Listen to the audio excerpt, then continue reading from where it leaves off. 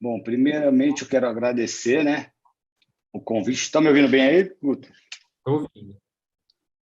E para mim é uma honra estar aqui no meio dos colegas aí. E você, para mim, também, bom, um professor, um exemplo. Obrigado aí pelo convite da Tuca. E eu tenho certeza que tem seu dedinho aí no meio disso, né?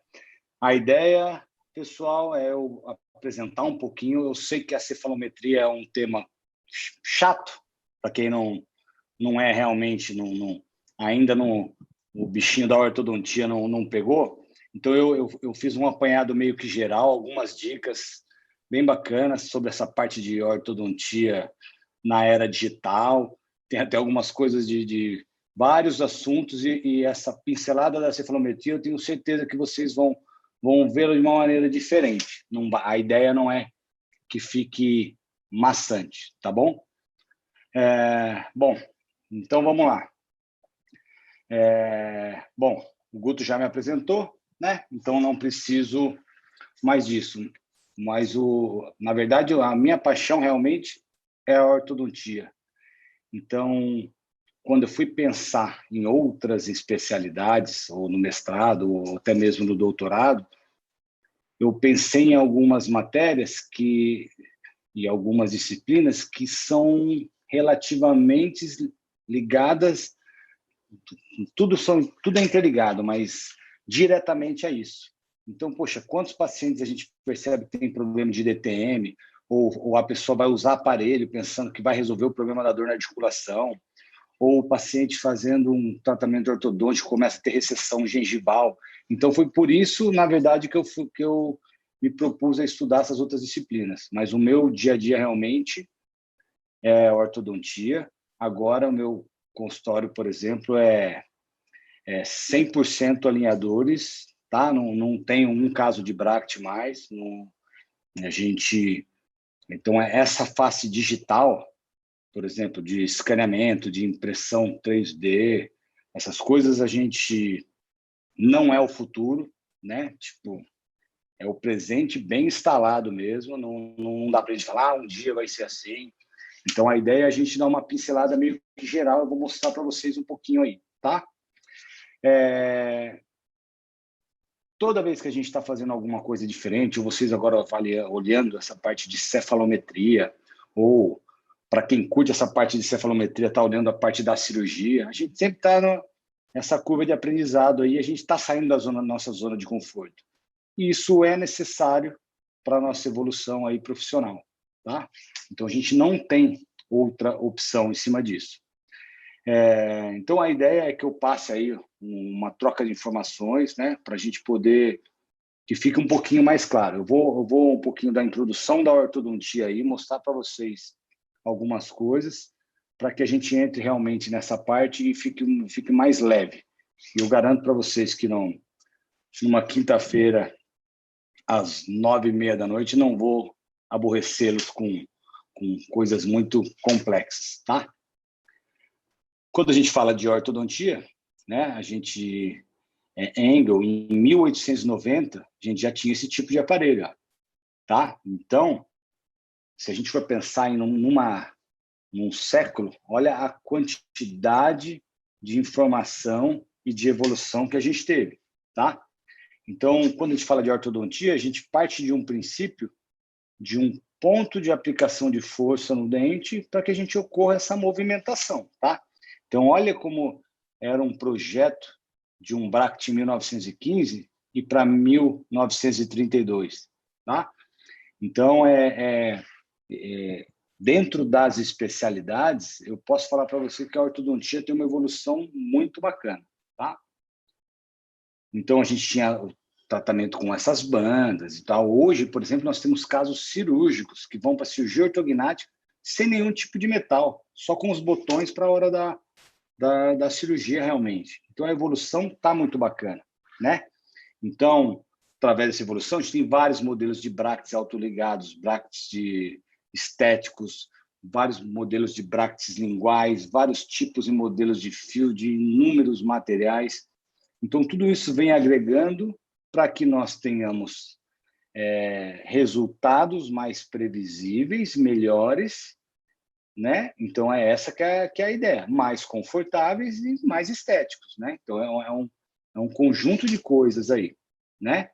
Então, na minha trajetória, depois da ortodontia convencional, eu comecei a trabalhar com bractes autoligados, esse bracte em específico, que é da Orme, que como bracte vestibular é o que é mais bacana no meu ponto de vista, tá? Então, depois de um tempo trabalhando com isso, eu comecei a me dedicar um pouco mais para a ortodontia estética, tá?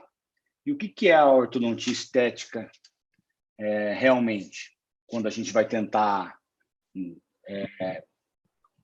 dentro da ortodontia, dividir isso, tá? É o ramo da ortodontia que, na verdade, não se preocupa só com a estética lá no final, quando entrega esse tratamento ortodôntico. Durante esse tratamento, a gente já está preocupado com isso e tentando minimizar o custo estético para o nosso paciente, tá? E hoje em dia, isso é muito procurado, tá? Então, assim, essa evolução é indiscutivelmente muito rápida. Então, depois que eu trabalhei bastante com aqueles bracts, eu optei por trabalhar com ortodontia lingual, tá?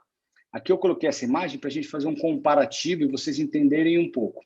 Porque isso a gente tem meio que encalacrado isso, né? Com uma lenda urbana. Não, bract lingual machuca muito, tá? Mas se a gente for pensar e comparar, tanto na imagem da esquerda quanto na imagem da direita, onde nós temos o bract vestibular e os bracts linguais, olha a diferença de perfil de um bract lingual para um bract vestibular.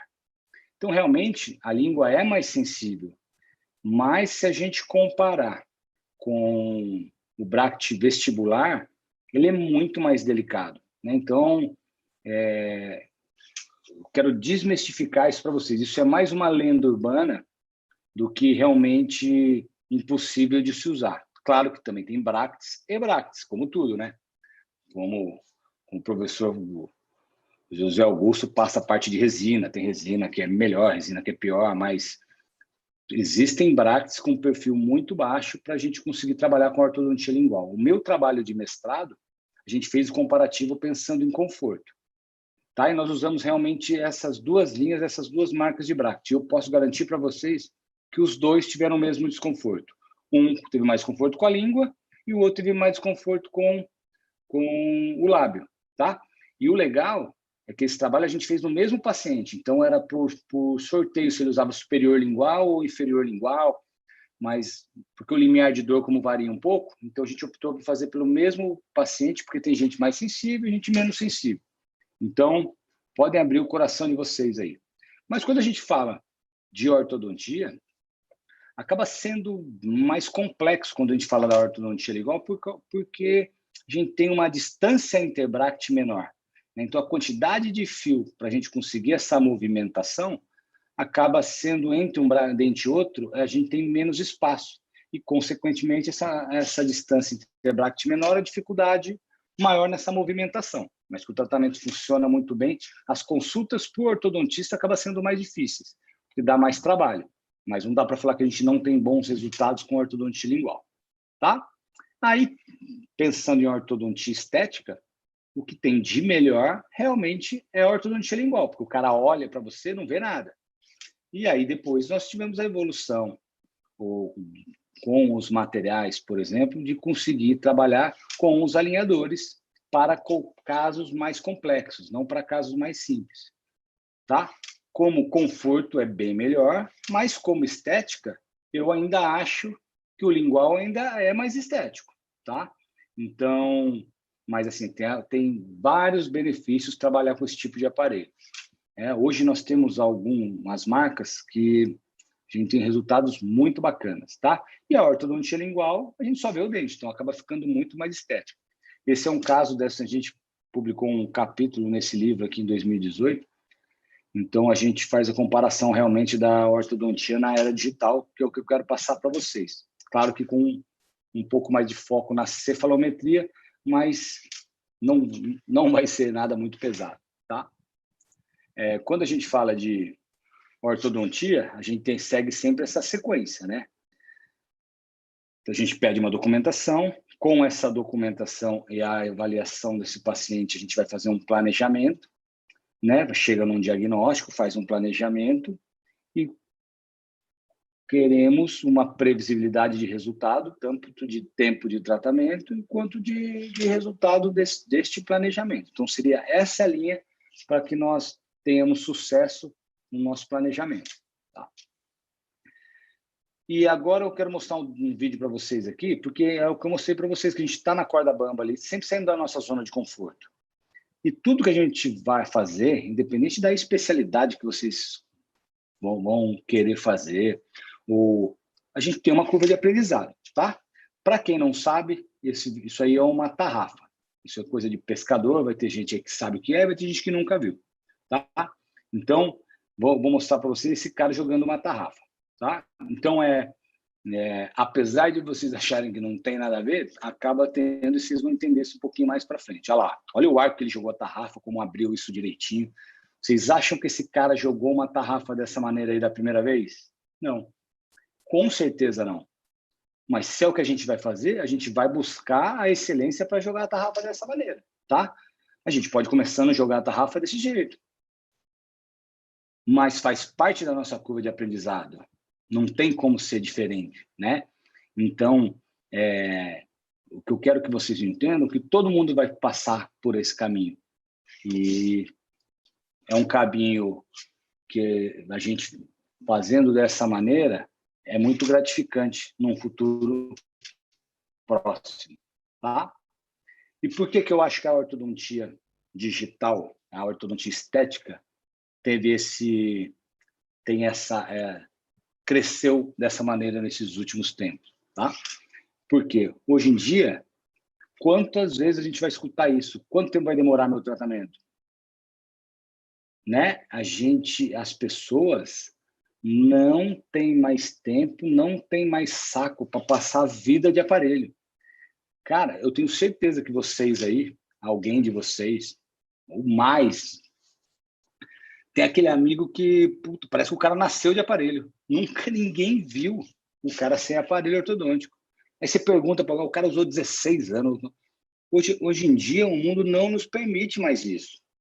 Tá? Então, através desse tipo de procura, é que a gente consegue ver que a evolução está aí e não tem como segurar, né? Nessa brincadeira aí, eu entrei no YouTube e fiz uma pesquisa lá, ó, de quanto tempo demora um tratamento ortodôntico. E a gente tem quase 19 mil posts falando disso, vídeos falando disso. Você acha que o pessoal procura? Né? Então, ninguém tem mais saco para isso. Aí, se a gente pensar nisso por quê, eu acredito que a selfie mudou a história disso para a gente. Tá? Ninguém mais quer fazer uma selfie, até um pouco antes da pandemia, né? Porque agora a nossa selfie está tudo de máscara, então não muda grandes coisas. Mas ninguém quer aparecer com o dente, né, torto, com um sorriso com amarelo, né? Tudo isso acaba interferindo, sim. Então, para mim, a selfie mudou isso.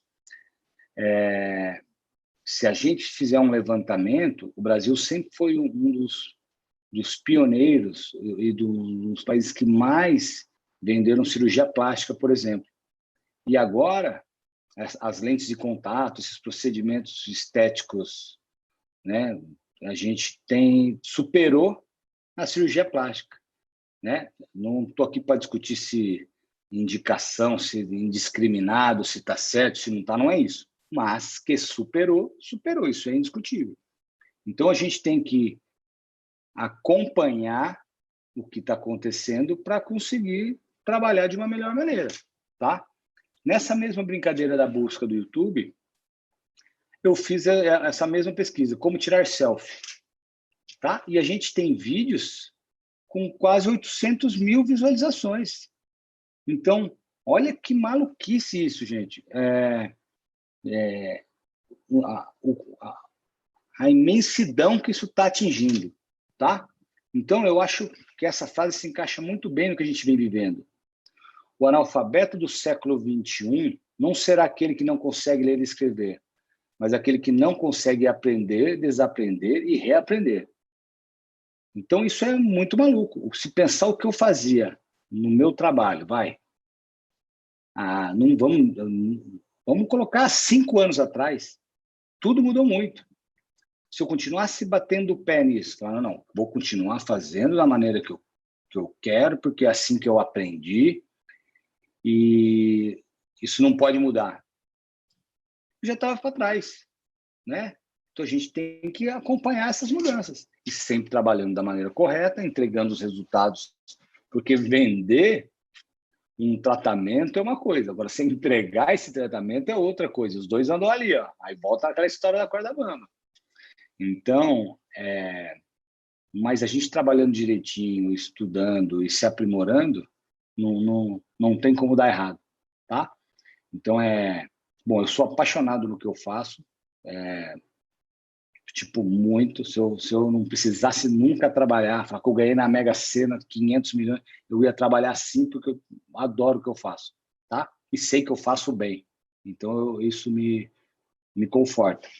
Mas a ideia é eu dar uma visão geral para vocês entenderem um pouco com relação a essa mudança da odontologia digital, né?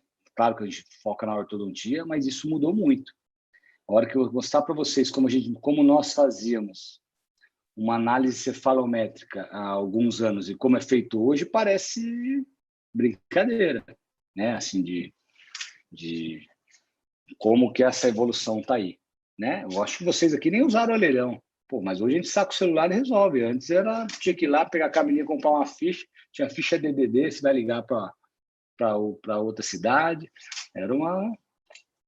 Mas vou ficar falando isso muito não, senão entrega a idade. Isso também é muito importante, gente. A gente entender um pouco do nosso consumidor, tá? Você tem que entender de um pouquinho disso para você saber como que você vai entregar para ele ou como você vai fazer essa venda. Eu sei que na nossa área de saúde, nós temos meio que um preconceito de falar de venda, como se fosse venda, sou profissional da saúde, eu não vendo. Claro que vende. Tá? Você não vende como se fosse uma roupa, como se fosse um sapato, mas você vende. Você tem que saber trabalhar dessa maneira, independente da especialidade que você tem. Tá? Então, a gente sempre tem que conseguir essa conexão com o paciente, explicar sobre essa qualidade, o porquê vale a pena, né? Então, por exemplo, o cara vai vender uma lente de contato, né? Quando se tem a indicação correta, ele vai mostrar isso para o cara. Você nunca vai ver alguém vendendo uma lente de contato mostrando essa imagem aí da broca desgastando o dente, tá? A gente sabe que isso acontece, mas comercialmente isso não é interessante, tá? Então, são alguns detalhes que vão acrescentar no dia a dia para vocês, que vocês já vão entrar de uma outra maneira nesse mercado aí, tá? Uma outra dica, tá? Nós já vamos entrar nos nossos exames e na nossa cefalometria, mas eu acho que esse apanhado geral é bem importante. A gente tem que tentar lembrar que a gente nunca tem problema no consultório. Como a gente fala não ter problema, é não passar o nosso problema, o que está acontecendo, para o nosso paciente. Por exemplo, você faz restauração, aí caiu a restauração da Maria, aí a sua secretária entra lá enquanto você está atendendo um outro paciente e fala, a Maria falou que caiu a restauração. Isso não pode acontecer, tá? A restauração vai cair para todo mundo, não é isso que eu estou dizendo, né? Mas a maneira de você conduzir isso que tem que ser de uma maneira diferente.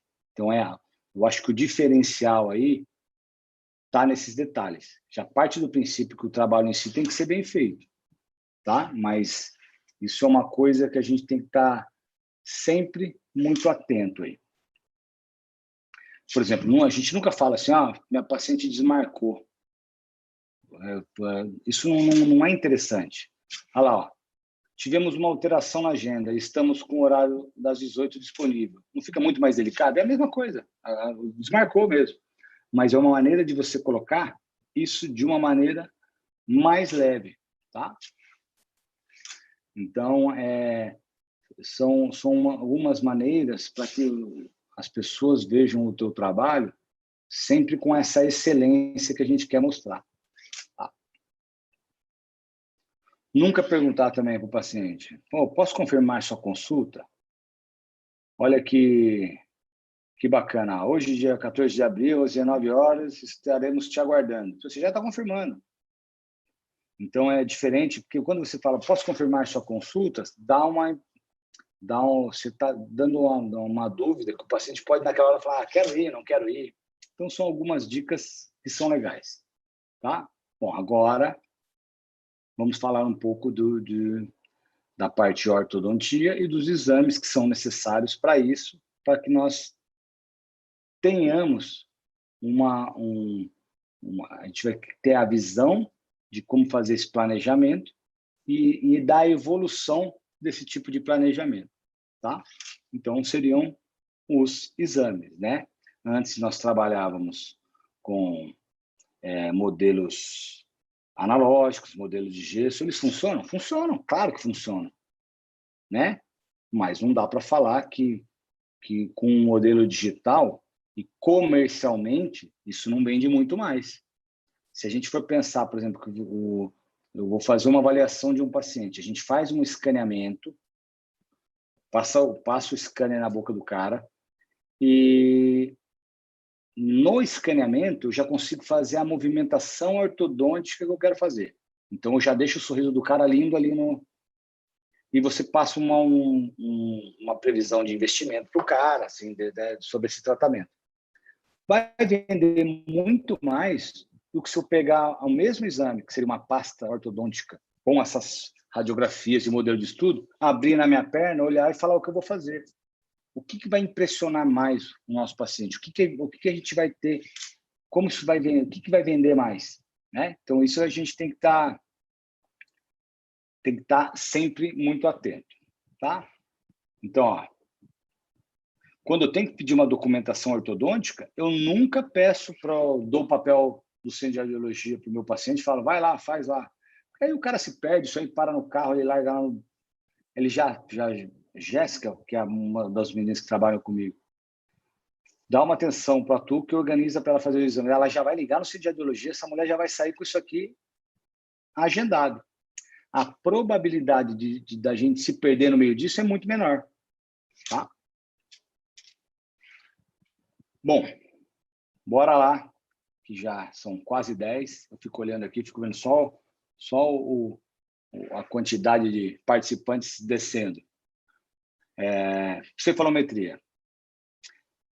O que seria a cefalometria? De quando é a cefalometria? Bom, vem do cefalostato, né, em 1931, e a gente faz com a cefalometria algumas medições de ângulos e linhas obtidos através desse cefalograma, através de alguns pontos cefalométricos que eu vou mostrar para vocês, que a gente consegue, em conjunto com outros exames e outras avaliações, chegar nesse diagnóstico e, consequentemente, planejar melhor a resolução desse nosso caso. Tá? Então, a gente faz essas medições, tanto de ângulos, quanto de linhas, quanto de traços, através desses desenhos anatômicos e dessas estruturas da face, tanto de dentes e de perfil mole. Tá? Então, através da cefalometria, em conjunto com alguns outros exames, a excelência do diagnóstico acontece. Tá? Deixa eu tirar vocês aqui de cima. Então, é a ciência que estuda as dimensões de toda a parte estrutural do crânio e da face das pessoas, né? E permite que o ortodontista elaborar um diagnóstico correto para planejar o tratamento com mais segurança. A cefalometria sozinha me entrega um diagnóstico perfeito? Não, tá? Mas é um complemento importantíssimo que agrega nesse conjunto de exames que a gente vai fazer, tá? Então, é muito importante. A cefalometria deve ser sempre utilizado em conjunto com a análise facial do indivíduo, tá? Então, a cefalometria, em conjunto com as fotos, em conjunto com a panorâmica, em conjunto com o exame clínico, tá? Porque, às vezes, a gente tem que levar em consideração, por exemplo, uma foto do centro de radiologia, que o cara está com a cabeça inclinada, às vezes o outro está com a cabeça. A gente tem que ver realmente a posição desse nosso plano oclusal, por exemplo. Né? Às vezes a gente pega uma foto, por exemplo, de um centro de radiologia, que o cara foi lá nesse horário da noite para fazer os exames, e a menina que faz as fotos lá está de má vontade, e o cara tem 2 metros, a foto ficou torta. Então, a gente não pode levar aquela posição como uma posição padrão para a resolução disso. É muito bacana a gente ter esse discernimento para que não é porque ele trouxe o exame que aquilo é uma verdade absoluta, tá? Se alguém quiser perguntar alguma coisa, pode perguntar, viu, gente? A gente vai batendo papo aí, a ideia é essa. E quais são as indicações de uma cefalometria? Tá? Avalia o crescimento e o desenvolvimento, auxilia na identificação de anomalias e alterações, observa alterações do crescimento do complexo crânio-facial. Tá? Então, alguma das indicações. Então, ela deve ser unida a outros exames de diagnóstico, como fotografias, modelos de estudo e, principalmente, o exame clínico presencial ali no nosso dia a dia. Falei de exame clínico presencial e lembrei, a gente está caminhando com essa história toda da pandemia, né? Então, nós começamos a fazer algumas primeiras consultas de tratamento ortodôntico virtual, pelo Zoom, que a gente está fazendo aqui. Fazer isso. Quando que nós imaginaríamos fazer uma consulta do dentista virtual? E teve casos que eu fiz a consulta virtual, a pessoa já tinha pedido uns exames por outro profissional tal, e já estava em casa logo nos exames junto no começo da pandemia, me enviou esses exames, eu fiz o planejamento, mandei para tudo pelo Zoom. Ela aprovou, fez a transferência, eu mandei fazer os alinhadores dela, eu nem conheço a mulher pessoalmente, vou ver a mulher pessoalmente a primeira vez aí agora. Olha que maluquice que a gente está chegando.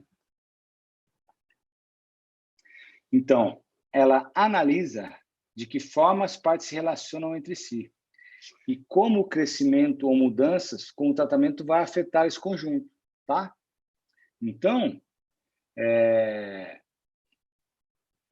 um exame que acaba complementando muito o que a gente vai conseguir ter de resultado, tá? Então, como que é feita essa cefalometria? Ou vamos colocar diferente. Como que ela era feita em um passado recente, nem um passado longínquo, né? A gente precisava de um bloco de papel de acetato, que é tipo sei lá, papel manteiga, papel de cera, um papel bem fininho, que aí a gente colocava em cima de uma teleradiografia e iria desenhando essas estruturas. Às vezes tinha que colocar uma luz para conseguir realmente essa visualização, né? Para poder fazer realmente esse traçado. Então, nós colocamos, a gente pode fazer um traçado normalmente, a gente tenta fazer essa reprodução de maxila, de incisivos, de molares, de mandíbula, e podemos ainda fazer de tecido mole, né? De lábio, de nariz, de mento. Tudo isso a gente pode estar trabalhando em conjunto, tá? Então, através de uma radiografia dessa, se pega aquele papel, aquela folha de acetato, coloca em cima com uma fita crepe ali. Normalmente tem aqueles negatoscópios para você colocar, para você conseguir realmente enxergar legal isso, e vai fazendo esse desenho, né? Então, o início disso tudo, dessa análise, para a gente poder fazer um planejamento de um paciente, por exemplo. Porque às vezes a gente consegue observar, bom, todo mundo lembra do que um paciente classe 1, classe 3, quando o queixinho está para frente, classe 2, quando a gente tem uma diferença muito grande, né? Então, vamos pegar esse exemplo da classe 2, assim. Então, o dentinho da frente, de cima está lá na frente, o de baixo está mais atrás.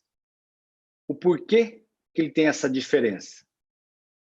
Essa diferença pode estar acontecendo por vários motivos. A gente pode ter, por exemplo, a maxila, que está mais para frente, ou a maxila está boa e a mandíbula está bem para trás. Ou não. Ou a maxila está para frente e a mandíbula está para trás. Então, o nosso planejamento da resolução desse tratamento ortodôntico vai depender dessa soma de probleminhas que a gente vai precisar executar. Então, esse probleminha é por quê? Né? Então, é maxila, é mandíbula, é os dois.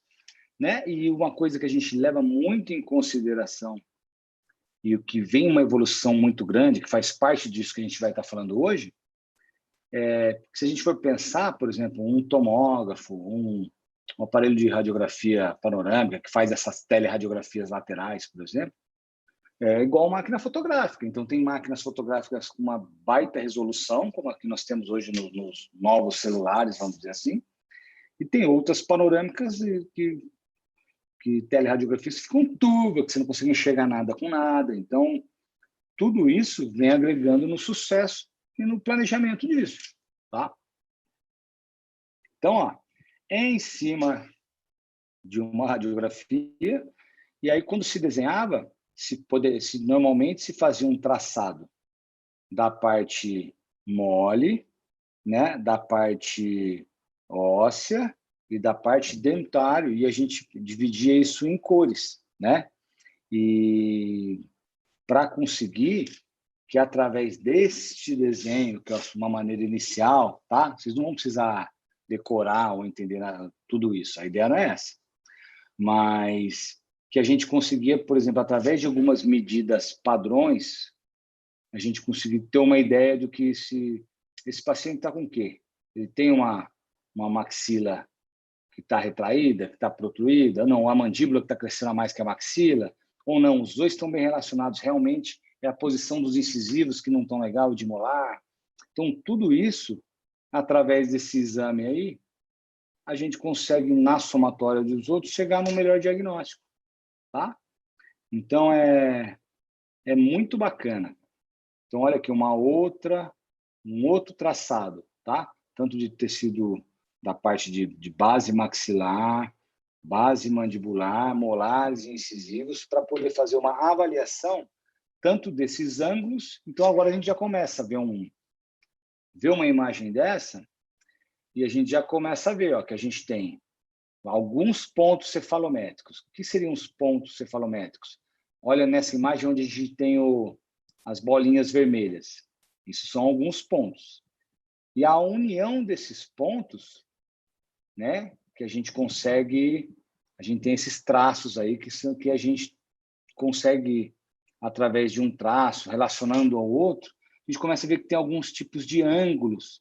E esses ângulos têm umas medidas específicas como padrão para que a gente consiga realmente mensurar o que nós temos de diferente nesse nosso paciente.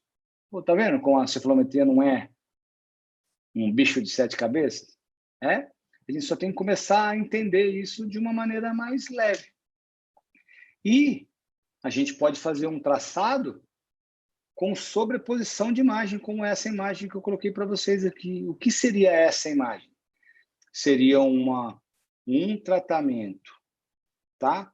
Por exemplo, que está em preto, na imagem da esquerda, do pré-tratamento, e um traçado em vermelho foi sobreposto para mostrar o resultado pós-tratamento ortodôntico. Então, a gente consegue realmente avaliar.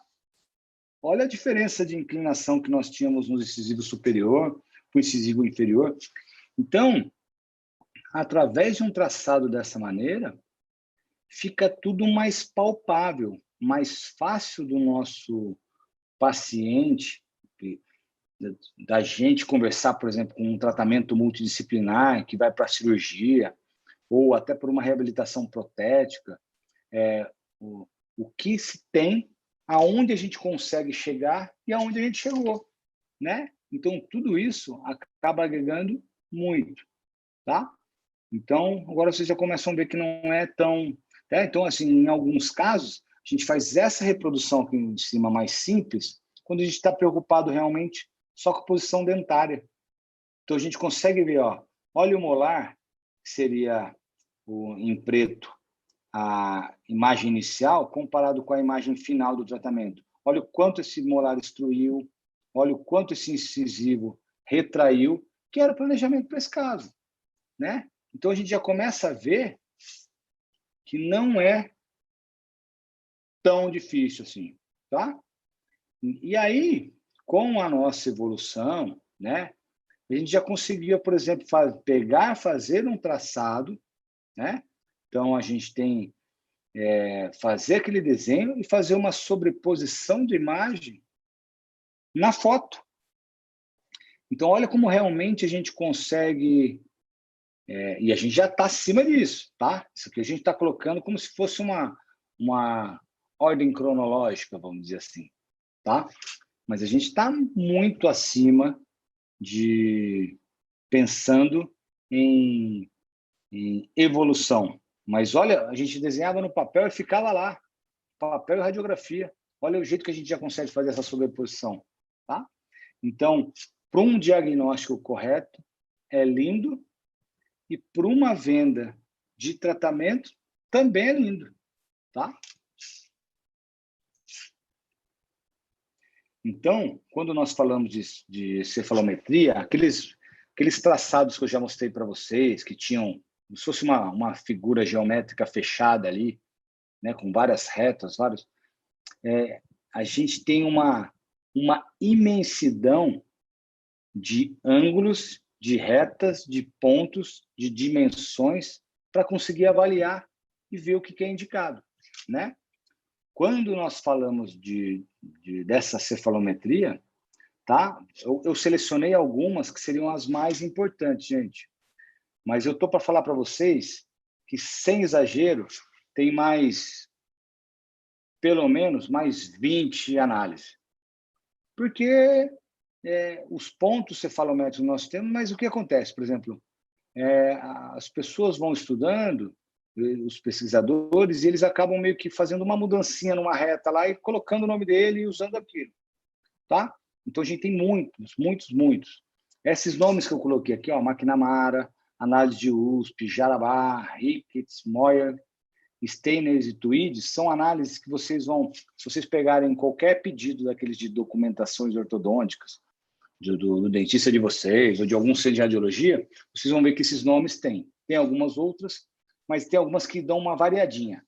Eu posso pegar, por exemplo, a de McNamara, mudo uma angulação e coloco lá a análise de Abdala, entendeu? Então, por isso que eu não vejo a necessidade de abrir um leque muito grande para vocês. Eu quero que vocês tenham uma noção do que é a cefalometria, como que isso é feito e as indicações disso, tá? Então, essa que é a ideia para esse momento. Se a gente for discutir caso a caso dessas análises, aí, pô, nesse horário da noite vocês vão dormir, tá?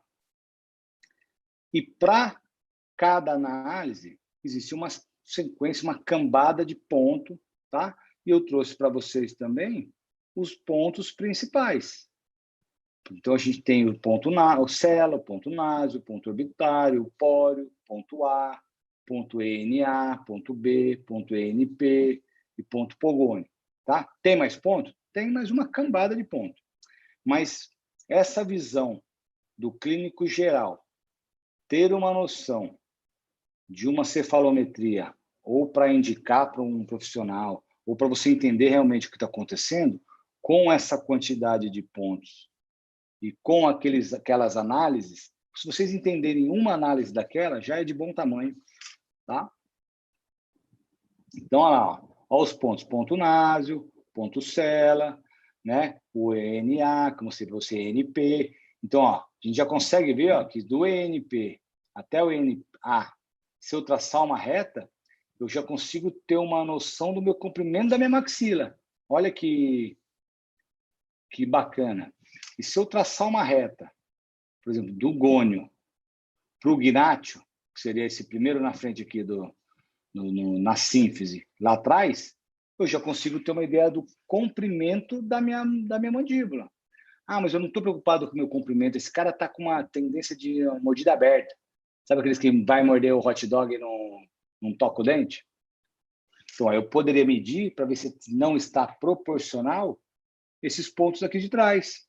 E aí a gente vai avaliando. Então, nós temos pontos para a gente unificar base de mandíbula, base de maxila, para fazer comparação de tecido mole, de lábio, de tudo que a gente puder através de alguns pontos, que é aquele que eu passei para vocês. Tem mais ponto? Tem. Até aqui tem mais ponto que eu não coloquei lá. Mas não vejo a necessidade nesse momento, tá? Então, ó, então vocês já viram sobre o desenho, viram que a gente tem alguns pontos, e com as ligações de ponto a ponto, nós conseguimos, por exemplo, traçar alguns eixos. E nesses eixos arrumar alguns ângulos, tá? Então, por exemplo, ó, essa que eu fiz aqui, vocês já conseguem ver que a gente tem um eixo facial, que vai da maxila até a pontinha da mandíbula lá. Então, olha como isso vai ficando mais dentro do possível, claro, mais claro para vocês, né? Então, devagarzinho, eu quero que vocês vão perdendo esse medo com relação a isso e todo mundo vai lá fazer especialização em ortodontia. Então, uma coisa mais básica, assim, esses quadrados que a gente colocou aqui. Tudo isso é para a gente conseguir realmente avaliar e posicionar nosso caso. Então, a gente tem, ó, a posição esquelética da maxila, que é a parte da maxila óssea. O A' aqui seria a posição dos dentes como estão posicionados na maxila. E o B, posição mandibular esquelética. E o B', a posição mandibular dentoalveolar. Então, teoricamente, nós gostaríamos que nós tivéssemos esse tipo de colocação, tá? Então, a base óssea nessa posição, a maxila um pouquinho à frente, com relação à maxila dentoalveolar, né? A parte de dente, a parte de dentoalveolar da mandíbula, um pouquinho atrás dessa maxila, e a posição mandibular esquelética. Isso é o que seria o melhor dos mundos se nós todos estivéssemos assim. Mas com essa variação é que entramos com a parte de tratamentos ortodônticos com a ajuda no crescimento maxilar, mandibular. Aí existe uma gama de recursos, mas que não é o caso para essa aula. Deixa isso para a jornada do ano que vem. Então, mas é muito bacana, interessante. Olha como que a visão fica um pouco mais clara e simples agora, tá? Resumindo, assim, quando a gente fala de fazer um comparativo de maxila e mandíbula com alguma outra coisa, eu gosto muito desse exemplo, até para vocês conversarem com algum colega um pouco mais leigo. Vamos imaginar que a nossa mandíbula é uma panela. Então, a gente tem que ter uma tampa de panela um pouquinho maior do que a nossa mandíbula, né? Então, é esse que é o caminho. Qual que é o problema? Quando nós temos uma tampinha de panela pequena e uma panelona. Então, assim, a gente tem uma maxila muito pobre para aquela mandíbula, né? Ou a gente tem uma maxila de um tamanho ideal, só que a panela que está muito grande. Então, é uma ideia mais simples, fica fácil da gente entender. Só que essa variação do superior para o inferior, tem várias maneiras que pode acontecer. Às vezes está um na posição boa e o outro está na posição ruim. Às vezes está os dois na posição ruim. Aí a gente vai tendo que mensurar isso, tá? Mas a gente já consegue ter uma visão, acredito que vocês agora mais clara. Se vocês pegarem a documentação ortodôntica que vocês têm do tratamento de vocês, que o ortodontista de vocês terminou o tratamento e devolveu, está em casa, e olhar agora para aquele desenho, vocês já não vão achar grego, vão achar japonês, mas não vão achar grego. Já vai estar um pouquinho mais claro do que o que estava no passado recente. Outra radiografia que a gente tem que pensar e tem que estar avaliando como complemento em pacientes em crescimento é a radiografia carpal, tá? E o que é uma radiografia carpal? Deixa eu tirar vocês, que vocês estão bem em cima aqui do escritinho. Então, permite avaliar a idade óssea do paciente. Utilizado na odontopediatria e no planejamento de tratamento ortodôntico em crianças e adolescentes, tá? Então, é uma radiografia que a gente consegue avaliar a idade óssea. Quando a gente fala de idade do paciente, não adianta pegar a certidão de nascimento do paciente. A idade lá do documento, normalmente, não bate com a idade óssea, tá? Então, a gente tem que avaliar realmente essa discrepância. Por quê que a gente está falando isso? Vamos imaginar um caso, da maneira que eu coloquei para vocês, referente à diferença da maxila para a mandíbula, tá? Então, às vezes, eu quero, por exemplo, fazer uma expansão rápida na maxila, somente com um tratamento ortopédico de ortodontia. Se esse paciente já for adulto, não tiver uma idade óssea que permita esse tipo de expansão rápida, não vai acontecer, tá? Então, mas eu estou avaliando meu paciente, ele tem 14 anos, ele não é adulto. Tudo bem, mas será que a idade óssea dele está equivalente? Né? Às vezes o cara tem 14 anos e a idade óssea dele está com 18, aí você não vai conseguir fazer. Então, é um exame relativamente simples, que o paciente acaba fazendo no centro de radiologia, em conjunto com a documentação ortodôntica, né, ou clínicas grandes que já têm a disponibilidade de fazer isso, acaba sendo muito legal. Né? Então, qual que é a vantagem da gente pedir uma radiografia, esse índice e esse exame desse índice carpal? Vou colocar você. Bom, é uma imagem de alta resolução, menor tempo de exposição à radiação. E como ele é realizado? Durante o exame, o paciente posiciona a mão e punho próximos à película da radiografia para a tomada dessa imagem. Então, você já tem que ter em mente também que você fala, puxa, vai no ortodontia, mas vai fazer uma imagem da mão? Vai, tá? E em muitos casos, o exame que você pediu para fazer teu planejamento ortodôntico vai ser usado para a mãe levar na pediatra para avaliar, para ver que caminho vai se tomar se a gente tiver uma diferença muito grande da idade óssea para a idade do documento, tá? Ó, a gente tem alguns artigos que falam dessa...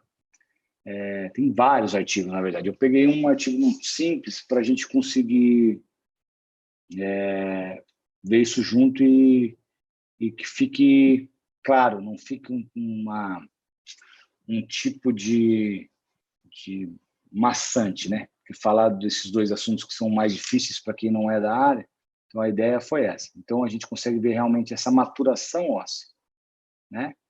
Então, a gente consegue avaliar como está a epífise e a diáfise desse osso, dessa mão, para a gente conseguir realmente ver a idade óssea desse paciente, tá? Então, através desse estudo com pacientes de 13 a 20 anos, né, a gente consegue avaliar, e nesse estudo chegou-se à conclusão que o método empregado de avaliação de da epífise e diáfise aqui nessa maturação óssea, ele é bem efetivo, tá? E bem rápido para isso. Por exemplo, isso aqui é uma paciente em crescimento, né?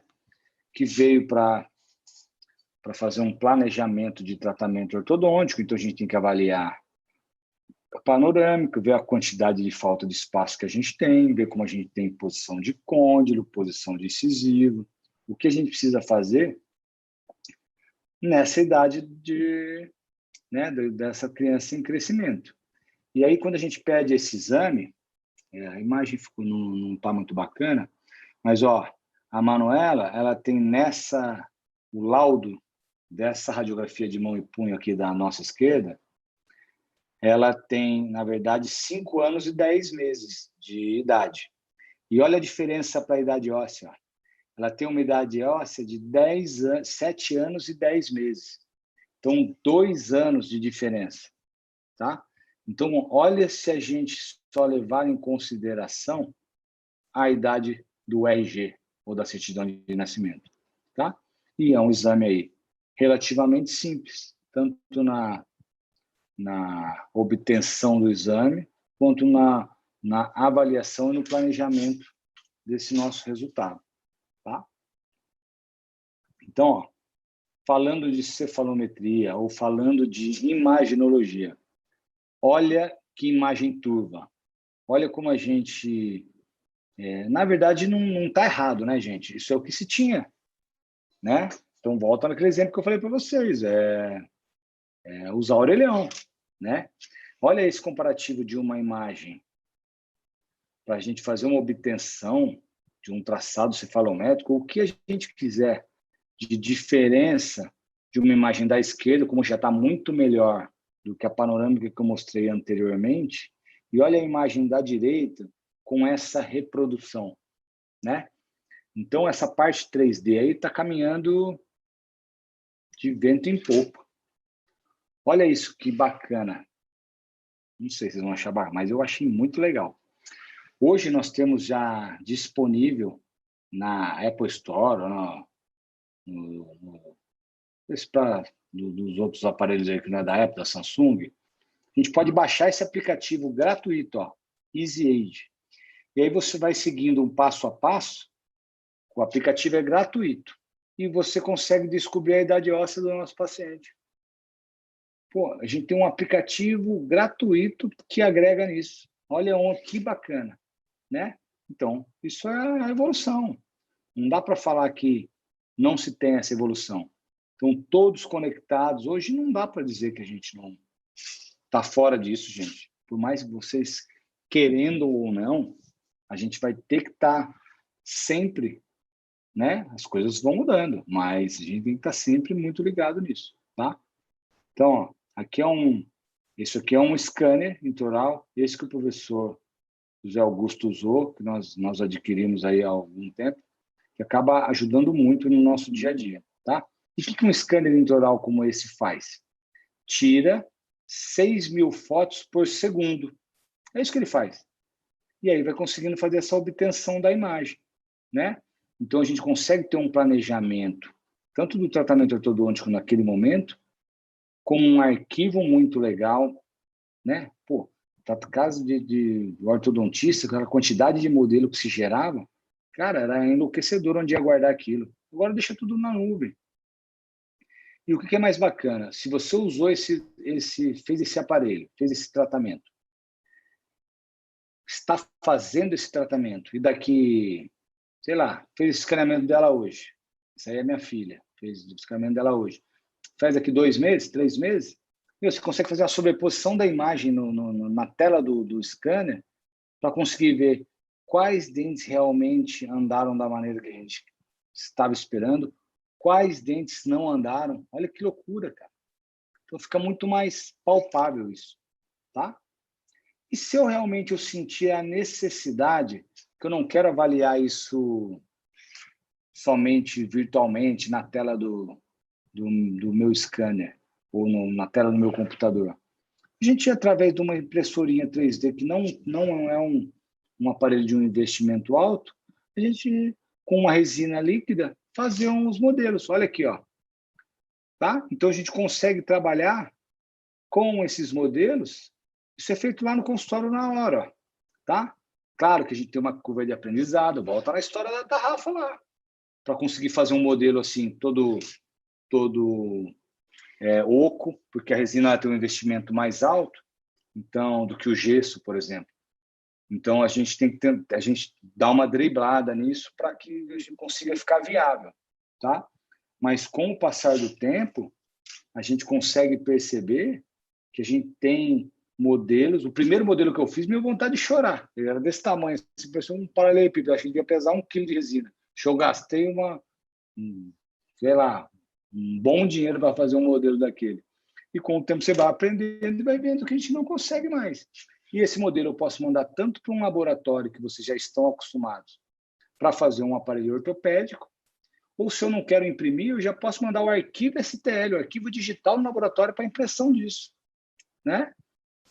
Então, olha que bacana, tá?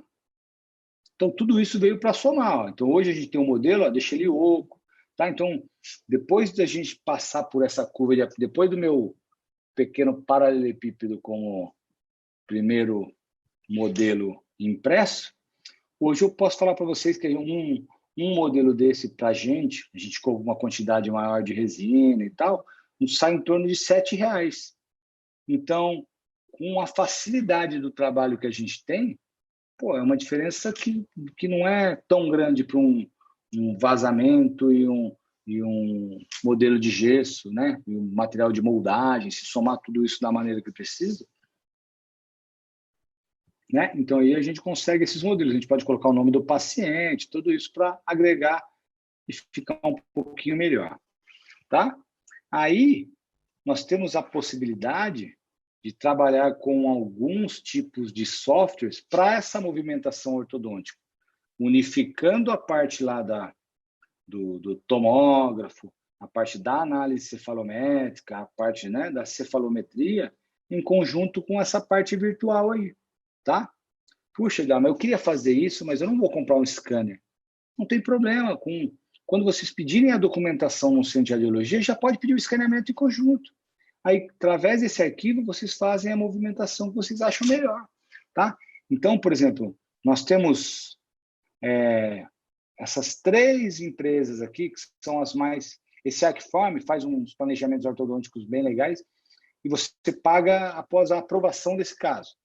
Esse Align Institute da Trishape, ele já tem um investimento um pouco maior, e aí tem esse Max Mixer, né? Que ele é um software bem bacana e totalmente gratuito, que é o que a gente usa lá quando está trabalhando com um tipo de planejamento de tratamento ortodôntico sem nenhuma empresa grande por trás.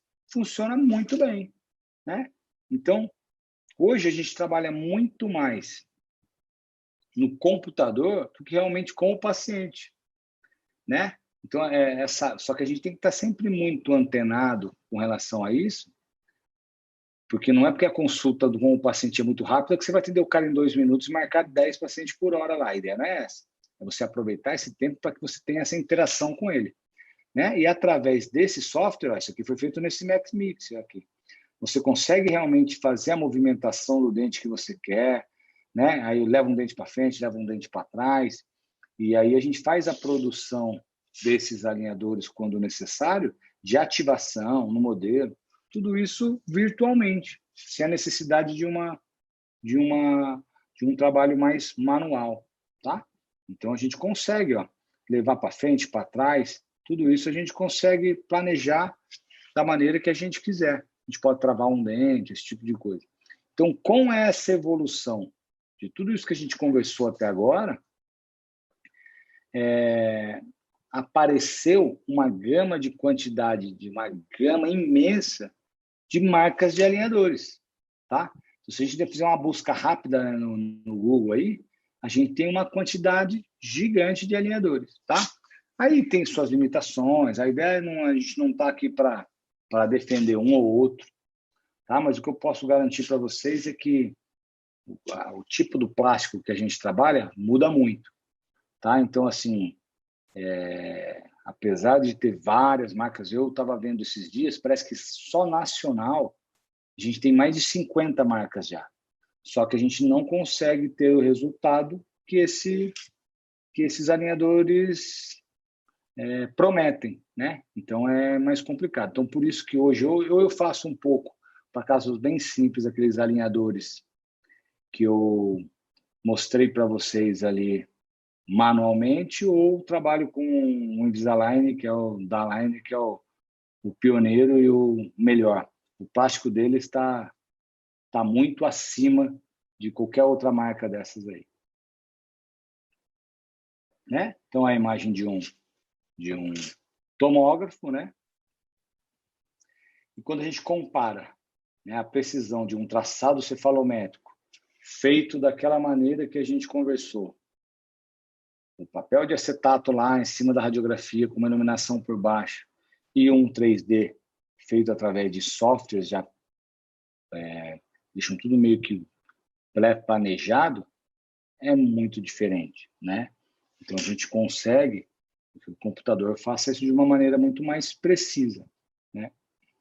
Então quando a gente fala desse tipo de cefalometria 3D, a gente trabalha muito também para fazer essas simulações de tratamento ortodôntico cirúrgico e a movimentação do parte óssea, como vai ficar o tecido mole e parte dentária, tudo isso em conjunto, tá?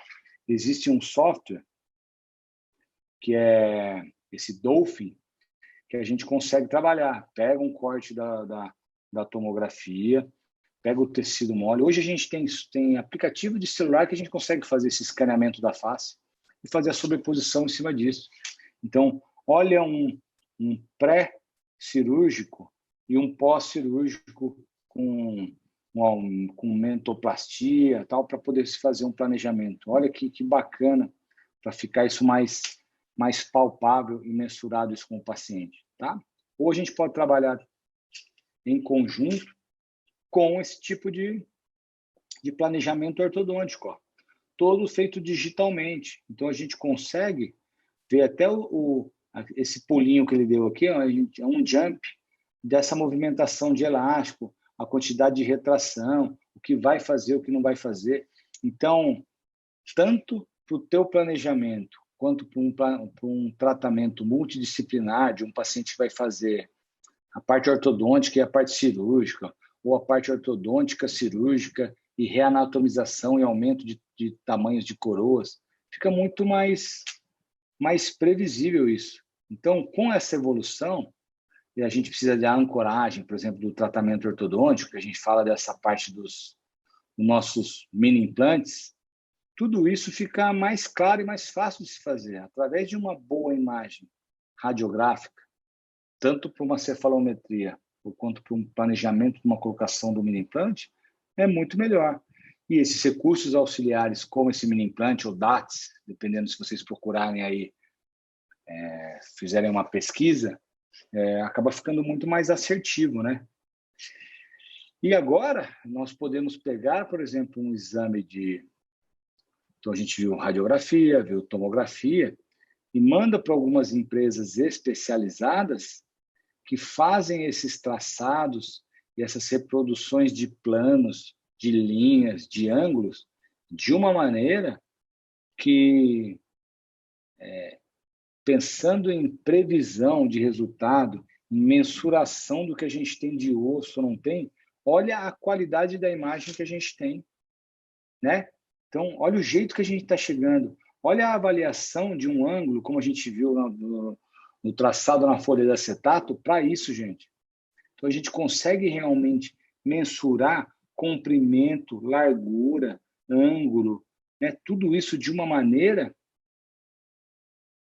que a gente consegue realmente ver se o paciente tem um desvio, se não tem, né? Eu preciso movimentar um dente. Meu, se olhando uma imagem dessa e vendo realmente o que a gente tem de osso para frente e para trás, a probabilidade de você acertar tanto na movimentação, para não ter uma movimentação para mais, nem para menos, ou na colocação de um recurso auxiliar, como eu passei para vocês do mini implante, é muito legal, né? Então a gente consegue ter isso de uma maneira que, na hora que você apresenta isso para o paciente, dá uma olhada na qualidade desse tipo de imagem, né? Então, a gente pega, por exemplo, a gente pode pegar e fazer no centro de radiologia mais próximo de vocês pedirem essa tomografia, por exemplo, e pega esse arquivo e manda para algumas empresas específicas que vão entregar um resultado assim para a gente. Eles mandam até o PowerPoint, se vocês quiserem, para apresentação para o paciente. Olha a diferença de lado direito e lado esquerdo, a gente consegue realmente mensurar, dar uma olhada na parte de côndilo, como tá, se tem alteração, tem diferença, tem disco articular em posição, não tem. Então, acaba aqui agregando muito. E não são exames caros, tá, gente? Para a gente fazer um tipo de exame desse, um tipo de exame não, porque isso é feito em cima de uma tomo que pode ser feito mais próximo de vocês aí. Para a gente ter uma qualidade de imagem dessa, através da tomo que você fez, mandando para lá, eu acho que custa R$200 para fazer esse exame. 200, 250, alguma coisa assim. Eu acho que é R$200 mais 250 se você quiser o PowerPoint para apresentação, tá? Então, olha isso. Eu mostrei para vocês ali na frente, na teleradiografia e na folha de papel de acetato, a probabilidade de ter um erro naquilo é muito maior e além da facilidade de fazer isso, né? Então, vocês conhecendo um pouco dos pontos e para que serve aquilo, com isso aqui fica tudo muito mais prático e claro, né? Consegue mandar até a soma, a diferença, o que está conseguindo, o que não está. Um lado tem diferente de angulação, quando a gente fala de milímetros, é mais fácil da gente conseguir ficar palpável, né? A gente consegue ver diferença no comprimento. Então, aqui fica nítido que um lado a gente tem um comprimento maior do que de outro lado, né? Com aquilo que nós fazíamos no começo, isso não seria palpável, não seria viável, né? Olha, quando a gente fala de plano mandibular, a diferença disso. A gente consegue realmente, não vai ter achismo, está tudo muito mais próximo do real. Olha, quando a gente fala de sínfise, né? O plano para saber, puxa, através desse plano, eu quero realmente ver se eu tenho desvio de linha média, se eu não tenho, como está isso. É pegar tomo, pagar aqui para outra empresa e você vai ter um resultado de planejamento muito mais previsível, né? Olha quando a gente fala olha aí, se a gente tem um desvio, um plano oclusal, uma posição que não está bacana, olha o que a gente consegue ver. A gente tem tudo isso muito... Olha o desvio de plano oclusal que eu falei para vocês, ó. Se não tiver uma avaliação bacana com relação a isso, não adianta, gente. Pode intruir, pode destruir, fazer o que quiser para mascarar o problema. Mas seria interessante que você tenha o diagnóstico da maneira correta, né? Então, olha isso, para a gente fazer uma avaliação de vias aéreas. Pacientes que a gente... Hoje fala-se muito de ronco e apneia, né? De trabalhar com avanço mandibular em adulto para que tenha isso, ou cirurgicamente, ou com alguns tipos de... Tem uma gama muito grande de aparelhos para isso. Mas a hora que você vê realmente isso, que o cara consegue te mandar até a quantidade de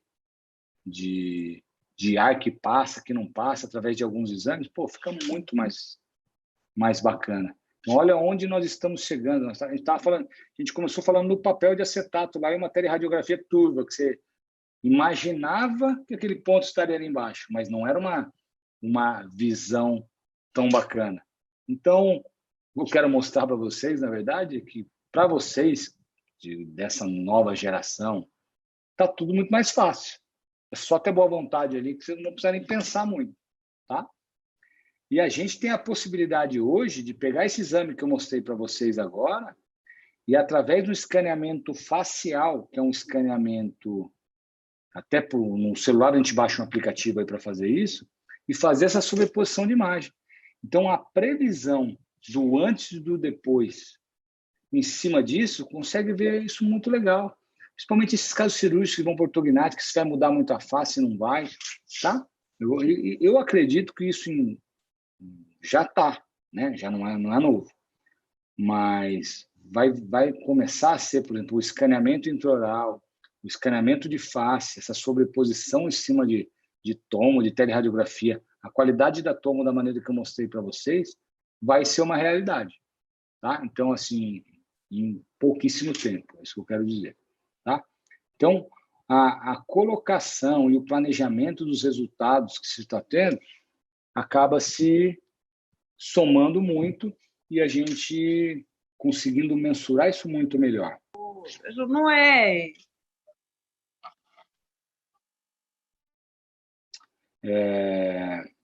Bom, e somando em cima disso que eu coloquei para vocês, a evolução de uma cefalometria em conjunto com o escaneamento de face, nós existimos a possibilidade de nós trabalharmos com uma previsão de tratamento ortodôntico em conjunto com o DSD, que é o planejamento do sorriso. Então, a gente compra um pacote para fazer um curso desse, tá? E a gente consegue, dentro do site da Aligner, por exemplo, a gente pegar o paciente antes, colocar a foto, fazer um planejamento de um tratamento ortodôntico e mostrar o que a gente tem em mente como previsão de resultado, né? Então, olha a soma disso, a soma que eu falo de recursos, de avaliação, de entrega de resultado, estético que a gente consegue. Se alguém tiver interesse de entender como funciona esse DSD, os tipos de curso que tem, é só pegar esse